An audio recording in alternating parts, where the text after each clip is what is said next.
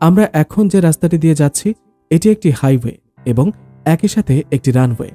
এখানে ভারতীয় সেনাবাহিনীর বিমানগুলো জরুরি অবতরণ করে থাকে। একই রাস্তা হাইওয়ে এবং বিমানের রানওয়ে হিসেবে ব্যবহারের এমন নজির হয়তো পৃথিবীতে খুব কমই খুঁজে পাওয়া যাবে। সব বন্ধুরা, পাহেলগাম থেকে শ্রীনগর যাওয়ার পথে এই রাস্তাটি ধরে আপনাকে যেতে হবে। এটি জম্মু কাশ্মীর হাইওয়ের একটি অংশ।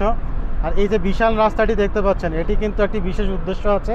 এখানে হচ্ছে যে কোনো আর্মি কিংবা বিমান বাহিনীর যে প্লেন আছে সেগুলি জরুরি অবতরণ করার জন্য কিন্তু হাইওয়েটিকে এত বিশাল করে তৈরি করা হয়েছে যাতে এই হাইওয়েতেই প্লেন নামতে পারে।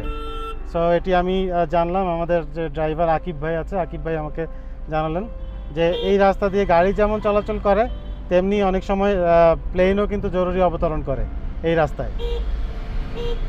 এই প্রথম কোনো রাস্তা দেখলাম যেখানে গাড়ি চলাচল করে এবং প্লেন অবতরণ করে একই জায়গায়।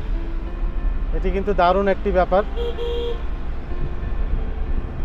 দেখুন বিশাল বড় কিন্তু এই রাস্তাটি, অনেক বিশাল একটি রাস্তা।